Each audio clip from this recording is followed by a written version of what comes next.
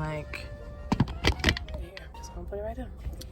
What up, everybody? What up, everybody? Let's talk about it. It's April Dawn. What up, everybody? It's April Dawn. What up, everybody? It's April Dawn. Let's talk about it. What up, everybody? It's April Dawn. Let's talk about it. This is Queen Sugar, Season 6, Episode 2. All right, y'all. I'm coming to y'all with a car video today. I had a show today. That's why I have on all this makeup on that don't match my outfit. I had a show today, and I'm right here outside of my friend's house. I'm about to go in and get my son and, fellowship with my friends for a little while. Then I'm going to go home and enjoy the rest of my Sunday. I've been in rehearsals till 11 o'clock at night for like weeks. So, I'm tired and I'm still trying to figure out how to balance this whole thing. So y'all just bear with me. I promise you I'm going to get it together. I promise, okay? But while I'm here, I wanted to come to talk to you about the episode of Queen Sugar last week. Queen Sugar is going to be good this season. Like, I can already tell. I don't know how y'all feel about it, but I can already tell out the gate that it's going to be a good season. Basically, last week, we had an episode about Prosper being in the hospital. Prosper was, in a little confrontation with the police officer. He was in the hospital, and his daughter, Billy, came to visit. That was the gist of the episode. Now, we did have some side stories going on. We found out that Vi is helping a battered woman. It's not the battered woman. I mean, it's not the woman who was with Jimmy Earl, or whatever his name was, Jimmy Dale, whatever his name was. It's somebody else, just a random person. She goes to their hotel room. She brings them food again, and the little boy tried to text his dad, and the mom was like, can you talk to him? And I think that was Paula J. Parker. Wasn't that Paula J. Parker? Paula J. be in some shit. She on work, okay? So anywho, they do that, or she talks to him about contacting his father and why he shouldn't contact his father right now. He can in the future, but just not right now.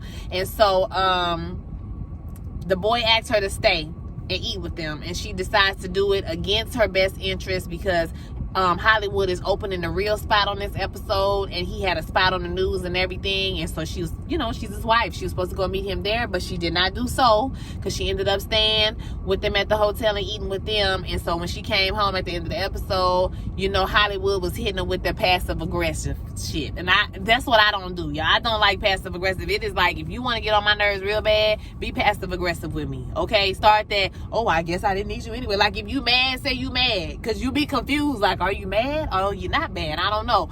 And people do that to mess with you, but I don't do all of that. If you mad, say you mad, baby. I don't do all that.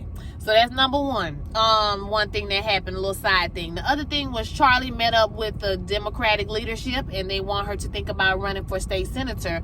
And although I think that Charlie would be a great state senator, they asked her, do you have any skeletons in your closet that you need to tell us about? And she was like, no, I ain't got no skeletons. Well, she was the damn lie from the pits of hell, girl.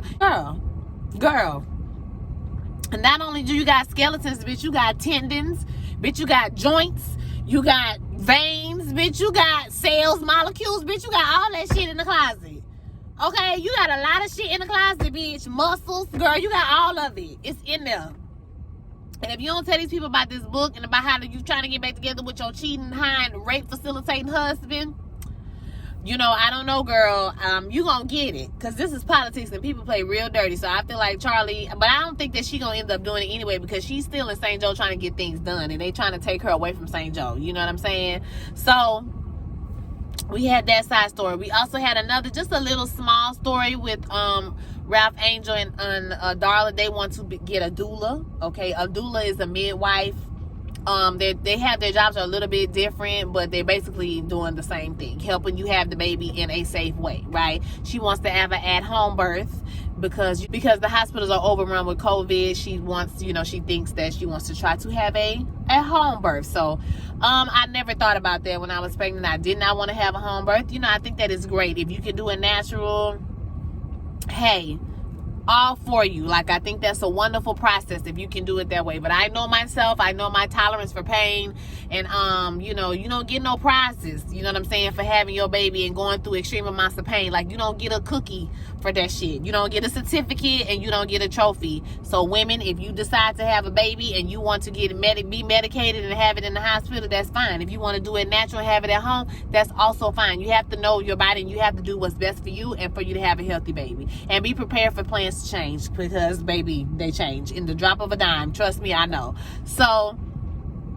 yeah, so you got that whole situation going on, and I think they're gonna have a problem with the finances because Ralph Angel ain't got no money, y'all. So I mean, you know, he on a 4th payday loan. So how you gonna pay a damn doula, child? And y'all ain't got no job and you ain't got no cane coming in for a minute. So we gonna see how that work, okay? But we got the main part of the episode was, like I said, Prosper being in the hospital and his daughter coming to visit and her being a bitch to everybody, okay? Now don't get me wrong, Vi do be overstepping. But Vi was there. Now y'all know, my real subscribers, y'all know I've been talking about that damn daughter, okay, for about 2 seasons now. So they finally brought her in, and of course, they don't get along that well. Or, you know, she been trying to get her daddy to come live with her in Chicago. I think she said she lived in Chicago, but he won't come up there because he loves Louisiana. And anybody from Louisiana know that Louisiana folk love Louisiana, baby. They're not about to get up and just leave and move to no damn Chicago like that, okay? I'm not saying they won't move, but I'm saying it's hard as fuck to get an old person to leave Louisiana, okay? He loves being home, and he'd rather stay with the borderlines than come stay with her. So she felt some type of animosity, you know, when she got there. But, you know, Vi been taking care of him. I mean, when you wouldn't come down, he wouldn't come up, so you wouldn't come down to see him. Vi was here taking care of him. She took him in her home, you know what I mean, for COVID. So I felt like she was out of line for talking about y'all gotta leave and banning you from the hospital. Like, girl, are you banning them from the hospital because they really harming your daddy? Or are you banning them because you mad because your daddy clings more to that family than he clings to your family, his own family? And I think that's what the reason was. You know what I mean? You have to consider what he want. Would he want to be kept away from the people who are always around him and consider him to be family? Because the whole damn family was at the hospital, okay? I'd have been there, okay? Like, put me on the set of Queen Sugar, baby. I'd have been down there, town to the hospital. Hello, somebody. Because that's my uncle, period. Okay, so, you know, when she got into it with Vi, banned everybody from the hospital, and then when Charlie came, you know, she admired Charlie. You can tell that Charlie was, you know, a popular bitch, okay, back in school days. So she was like, you know, we ain't got no beef or whatever, but, you know, I just felt like, she didn't say y'all was banned. She just said, you know, I just felt like he didn't need no visitors, but you try to clean that shit up because you like Charlie or whatever.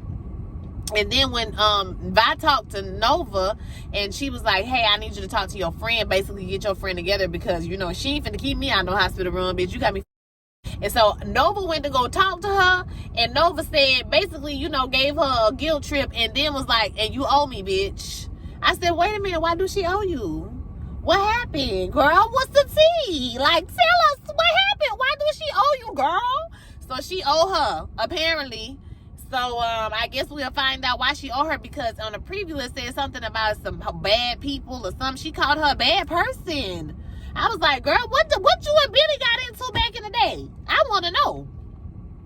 So, and she lifted that shit quick, because Ralph Angel was at the hospital with him. He had to go get the ultrasound and all of that stuff. He had to go pick up some prescription. He was coming to show him the ultrasound. And I'm not going to lie, y'all, they was crying, and I was damn crying. Regular Ralph Angel with them tears, because what that nigga gonna do? He gonna cry. Period. Together, hallelujah. They cried together, honey, and it was beautiful. They were sitting there, and you know, he showed them the picture, and basically Prosper was saying that you have a chance with your daughter to raise your daughter right, you know, not like I messed up with my daughter. And he's telling him, man, you know, you still have time. So it was just a beautiful moment of black people, like, comforting each other, and like, you know what I'm saying, like being there for each other, and an old person and a young person, like shared experiences they have, and being able to lean on each other. Him saying, hey, you're not dead, Mr. Prosper, you can still have time to get your relationship together with your daughter, you know what I mean? And he's saying, you so blessed to have a daughter, you know, wow, welcome to this journey of parenthood, you know, again, basically. So, and then he said something. Did y'all catch when he was like, wouldn't it be nice to have a borderline running around, you know, again? Because, you know, Blue ain't no borderline. He ain't, you know, Ralph Angel ain't the pappy. I was like, it wasn't shade, but I mean, it was the truth. You know what I mean? But I was like, did they mean for that to sound like that?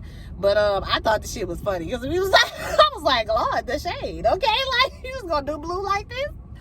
But maybe he just meant because Blue was gone. You know, he lives further. He don't not consider him to be a borderline, even though he ain't no borderline. Let's just keep it 100. But But overall, I thought it was a great episode. I cried. I thought it was great. And it's going to be hot this season because I see Amira Van is coming back, honey. She's back, honey. Okay?